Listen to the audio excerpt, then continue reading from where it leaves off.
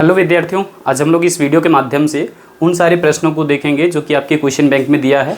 और यहाँ पर हम लोग बात कर रहे हैं शॉर्ट क्वेश्चन के ऊपर में, जो कि इससे पहले हमने अपडेट दिया था आपको एमसीक्यू को लेकर के, है ना। तो और उसके बाद very short answer type question भी हमने बताया था। तो आज हम लोग यूनिट 2 का ही देखेंगे। यहाँ पर कौन सा शॉर्ट आंसर क्वेश्चन, ठीक है, कि यहाँ पर देखिए कौन कौन सा क्वेश्चन पूछा हुआ है।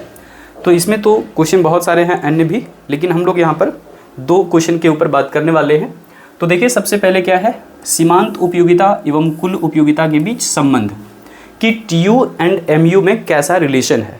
यहाँ से आपको एमसीक्यू भी पूछता है और आपका जैसे कि शॉर्ट क्वेश्चन पूछा हुआ बना करके ऐसा भी रह सकता है। तो लिखना बहुत आसान है। सबसे पहले आपको समझना है कि टीयू क्या होता है एंड उसके बाद एमयू क्या होता है। देखिए यहाँ पर टीयू हम लोग कैसे जानेंगे एंड इसके बाद एमयू भी हम लोग साथ साथ में ही देख लेते हैं। जैसे मान करके चलो कि हम किसी वस्तु की पहली इकाई उपभोग किए, तो पहली इकाई का कंजम्पशन करने से सेटिस्फैक्शन कितना मिला या संतुष्टि कितना मिला, मान करके चलो कि 50, ठीक है। तो हम यहाँ पर टीयू कितना ले सकते हैं, पहली इकाई पर 50। जैसे ही हम उसी वस्तु की दूसरी इकाई उपभोग किए तो संतुष्टि का स्तर यहाँ पर मान लीजिए कि घट गया। अब ऐसा क्यों होता है, ये समझिए कि हम लोग जब किसी एक ही तरह की वस्तु का उपभोग एक के बाद एक करते जाते हैं, है ना, यानी कि वही वस्तु है लेकिन उसकी इकाइयां हम बढ़ाते चले जाते हैं, तो मिलने वाला संतुष्टि स्तर घटते चला जाता है। इसे ही हम लोग तो सीमांत उपयोगिता ह्रास नियम के भी नाम से जानते हैं, जिसको गॉसेन ने दिया था। तो यहाँ पर देखिए पहली इकाई जब हमने उपभोग किया वस्तु का तो हमें 50 इकाई मिला, ठीक है, 50 इकाई हमने संतुष्टि पाया। तो टीयू भी हमारा कितना है, 50। उसी वस्तु का जब हम दूसरी इकाई लिए तो संतुष्टि स्तर पहले की तुलना में घट गया, लेकिन टीयू हमारा घटेगा नहीं, टीयू बढ़ेगा, यानी कि 50 और प्लस 20 यहाँ पर कितना हो जाएगा, 70। इसी ढंग से जब उसी वस्तु की हम तीसरी इकाई उपभोग कर लेंगे तो संतुष्टि स्तर फिर से यहाँ पर एमयू यानी कि घटेगा, और इस वजह से टीयू हमारा यहाँ पर फिर से 10 और बढ़ जाएगा। देखिए एमयू घट रहा है लेकिन टीयू क्या हो रहा है, बढ़ रहा है। जैसे हम चौथी इकाई का फिर से कंजम्पशन करेंगे तो हमारा एमयू क्या हो जाएगा, 0, और टीयू क्या हो जाएगा यहाँ पर फिर से 80 का 80 ही रह गया। मतलब कि यहाँ तक कंजम्पशन कर लिया है कंज्यूमर ने 4 इकाई तक, और कंज्यूमर अब जो है फुल्ली सेटिस्फाई हो चुका है। बहुत जो है जितना संतुष्टि मिलना था मिल चुका उसे। यानी कि अगर पूछा जाए कि अधिकतम संतुष्टि कितनी मिली है 4 इकाइयों का उपभोग करके, तो वो कुल उपयोगिता प्राप्त किया है 80। तो पहली इकाई से कितना संतुष्टि मिला था, केवल 50, दूसरी इकाई से 20, तीसरी इकाई से 10, चौथी इकाई से 0। मतलब कि यहाँ तक उपभोक्ता ने कंजम्पशन कर लिया, उपभोग कर लिया, इसके बाद चाह रहा है कि बस आराम कर लें, है ना, ये स्थिति बनी हुई है। इस दशा में आप देखेंगे तो टीयू हमारा मैक्सिमम पहुंच चुका है 80 पर, ठीक है। यानी कि जब तक हम देख रहे हैं कि एमयू हमारा पॉजिटिव बना हुआ था, यहाँ से लेकर के आपका यहाँ तक, यानी कि 50 से लेकर के 10 तक पॉजिटिव है एमयू, यहाँ पर हमारा एमयू क्या है, पॉजिटिव है, तब तक आप देख सकते हैं टीयू लगातार बढ़ते चला गया है।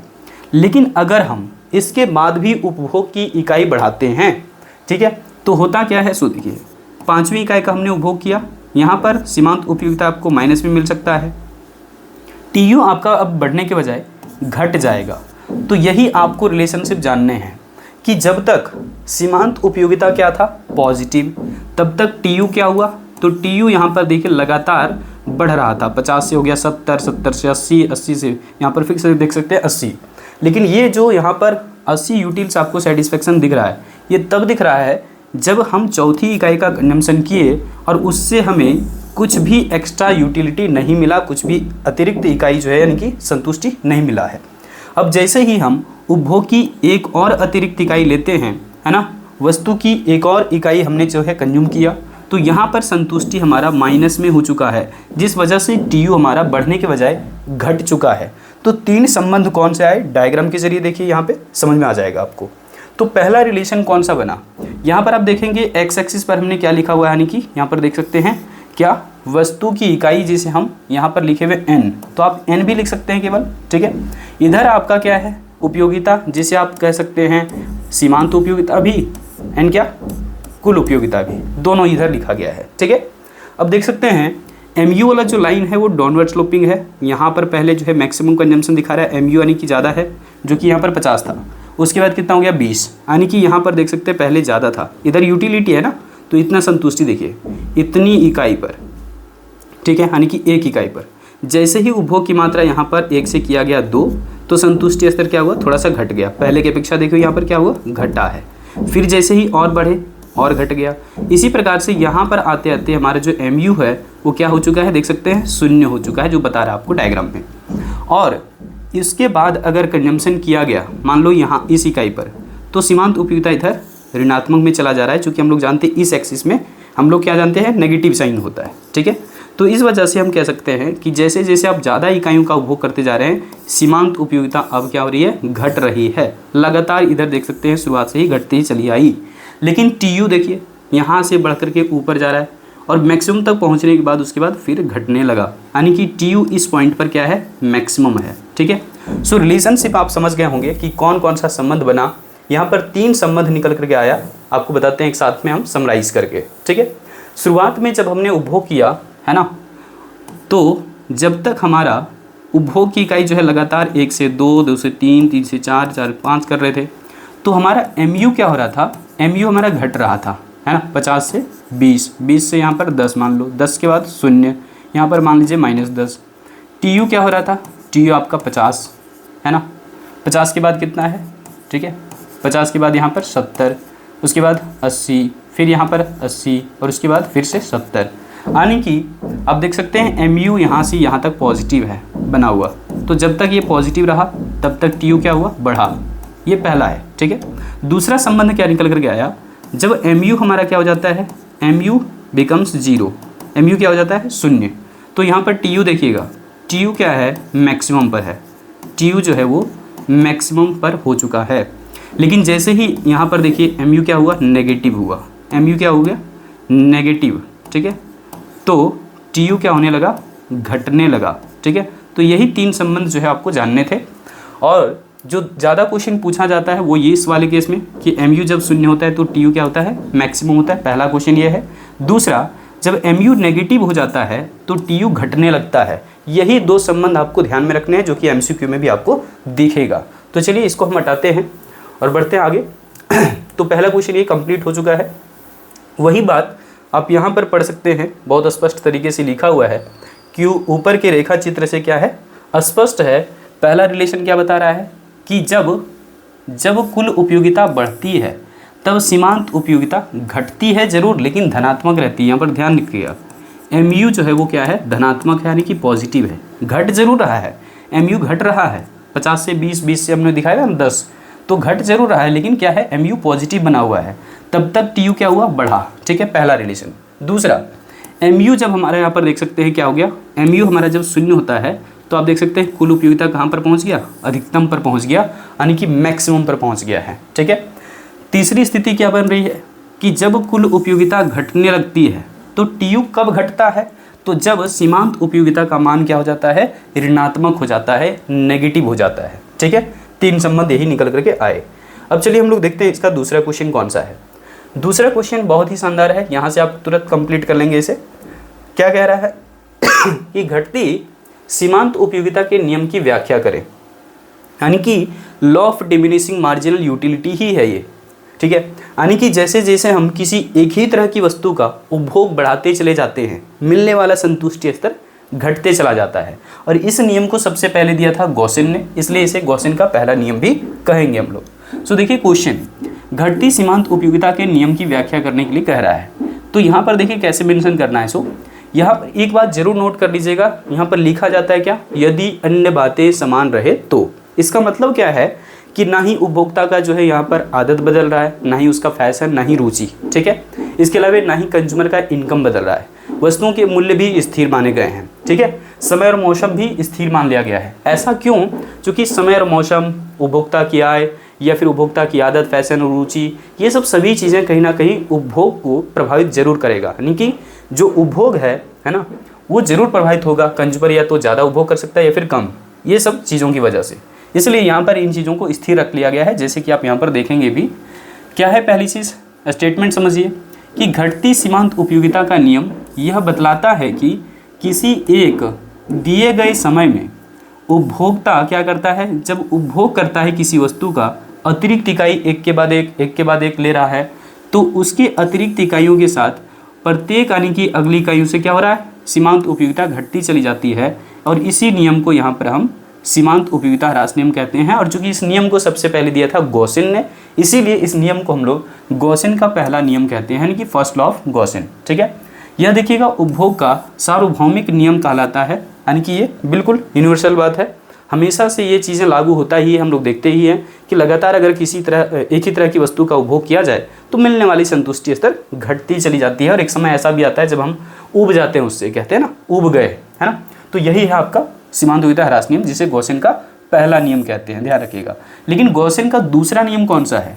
गॉसिन का जो दूसरा नियम है उसे हम लोग कहते हैं समसीमांत उपयोगिता नियम। ठीक है, समसीमांत उपयोगिता नियम। ठीक है, समसीमांत उपयोगिता नियम, समसीमांत उपयोगिता नियम को हम लोग कहते हैं गॉसिन का दूसरा नियम। ठीक है, यहाँ से क्लियर हो गया।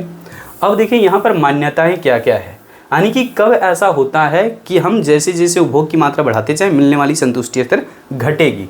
तो इसके होने के पीछे कौन से कारण हैं? सो पहला है वस्तु का उपभोग लगातार होना चाहिए, निरंतर होना चाहिए, कंटिन्यू होना चाहिए, यानी कि कंजम्पशन शुड बी कॉन्टिन्यूअस।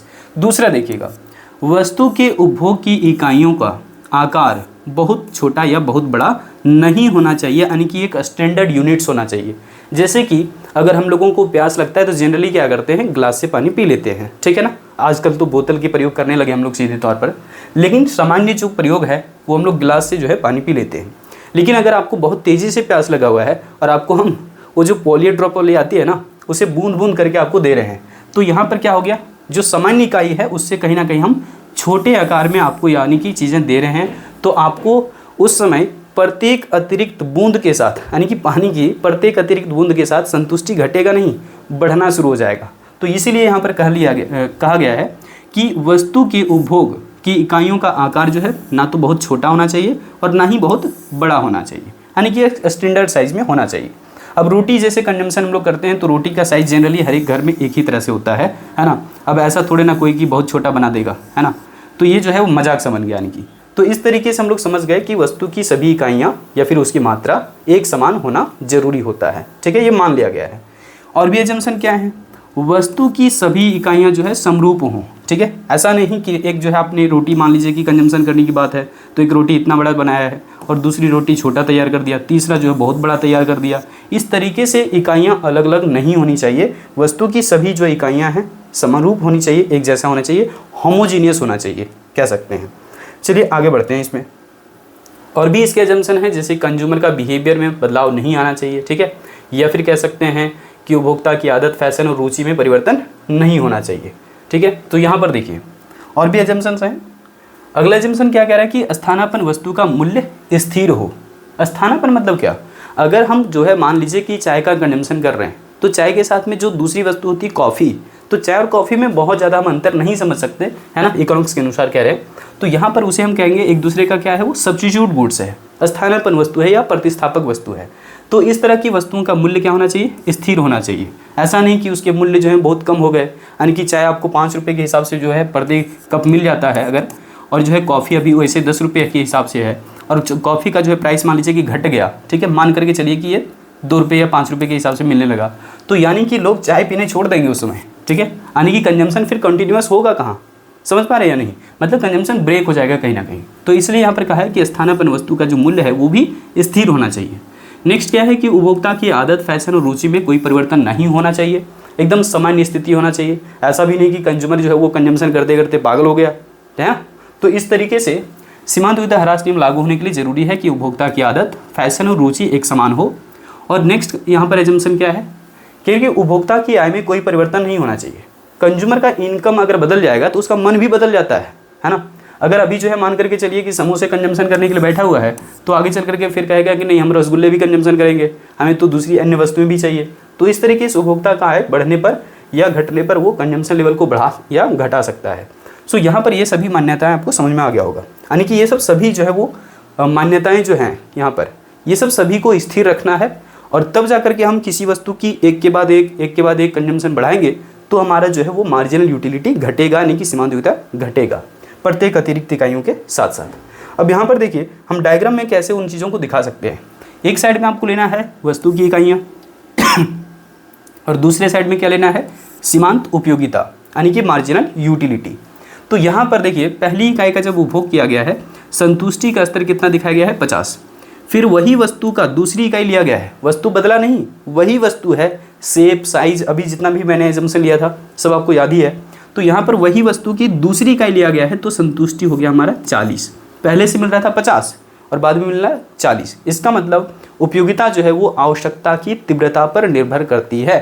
ठीक है, यानी कि जिस वस्तु के प्रति हमारी जरूरत आवश्यकता जितनी तेज रहेगी उतना ही ज़्यादा हमें संतुष्टि देता है। तो यहाँ पर देखिए तीसरी इकाई फिर से कंजम्पशन किए, संतुष्टि का स्तर 30 हो गया। इसी ढंग से चौथी इकाई का कंजम्पशन किए, 20 हो गया। पाँचवीं इकाई का उपभोग करने से हमें 10 के बराबर सीमांत उपयोगिता मिल रहा है। मतलब हमने क्या देखा कि जैसा स्टेटमेंट में कहा गया था कि लगातार अगर हम किसी एक ही तरह की वस्तु का उपभोग बढ़ाते जाएं तो मिलने वाली सीमांत उपयोगिता घटती चली जाती है। तो सीमांत उपयोगिता में ह्रास तो आ रहा है ना, इसीलिए इसके सीमांत उपयोगिता ह्रास नियम कहते हैं। तो यहाँ पर देखिए छठी इकाई पर क्या हो चुका है, सीमांत उपयोगिता 0 और सातवीं इकाई पर देखिएगा माइनस में 10 हो चुका है। मतलब कि सीमांत उपयोगिता लगातार सिर्फ घटते ही गया, कभी बढ़ा नहीं। तो इसीलिए इसे कहते हैं सीमांत उपयोगिता ह्रास नियम। और यही चीज़ हम फिर डायग्राम में दिखा सकते हैं इस प्रकार से। यहाँ पर हमारा MU जो है लाइन दे सकते हैं, नेगेटिव स्लोप वाला है। ऐसा क्यों है, चूँकि हम वस्तु की जो इकाइयाँ लिखते हैं वो किधर है, एक्स एक्सिस पर, इसीलिए इसको हम लोग मात्रा अक्ष भी बोलते हैं। और वाई एक्सिस पर देखिएगा सीमांत उपयोगिता को डिनोट किया गया है। तो यहाँ पर जब हम पहली इकाई ले रहे हैं, मान लो पहली इकाई, तो उस समय हमें सीमांत उपयोगिता इतना मिल रहा था। लेकिन जैसे ही हमने दूसरी इकाई पर जो है वो कंजम्पशन अपने करने की सोचा, मान लो दूसरी रोटी मैंने मान लो कि कंजम्पशन करने की सोचा, तो उसको कंज्यूम करने के बाद हमें संतुष्टि पहले की अपेक्षा कम मिला। पहले तो यहाँ पर मिल रहा था संतुष्टि, बाद में घटा। और भी अगर हम इकाइयों का जो है यहाँ पर बढ़ा लेते हैं कंजम्पशन, तो देखिए फिर से सीमांत उपयोगिता घट गया। और भी इकाई का जाते हैं आगे हम, तो फिर से सीमांत उपयोगिता घट गया। मतलब जैसे जैसे हम उपभोग की मात्रा बढ़ाते जा रहे हैं, मिलने वाली सीमांत उपयोगिता घटती जा रही है। MU यहाँ पर क्या हो चुका है, घटते घटते 0 हो चुका है, इसलिए लिखा है MU = 0। उसके बाद यहाँ पर से जो इधर दिख रहा है आपको, इधर क्या है आपका नेगेटिव में है। ठीक है, यानी कि यहाँ पर MU जो है आपका, MU ऋणात्मक हो चुका है। ठीक है, MU जो है ना इधर नेगेटिव हो चुका है। और इस वजह से आप जानेंगे कि TU आपका शुरुआत में घटती हुई दर से बढ़ता है, मैक्सिमम पर पहुंचता है, उसके बाद घटने लगता है। और ये जो टॉप पर आपको दिख रहा है TU, ठीक है, ये TU वाला लाइन है। तो TU जो टॉप पर दिखता है उसी समय आप MU की तरफ जाएंगे तो MU आपको 0 नजर आएगा। ठीक है, यहीं से आपको रिलेशन पिछले क्वेश्चन में पूछा हुआ भी था। सो आज आपको मैंने 2 क्वेश्चन करवाया, इसी ढंग से बाकी क्वेश्चन भी हम लोग आगे करेंगे।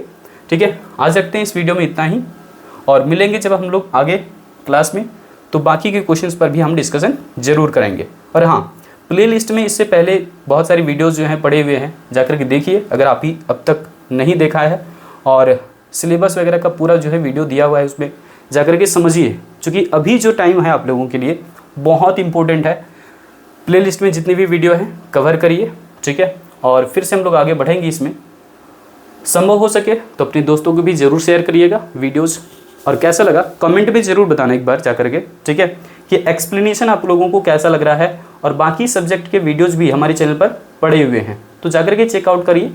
इसी चैनल पर आपको बहुत सारे वीडियोज़ मिल जाएंगे। ठीक है, आज रखते हैं इतना ही। जय हिंद।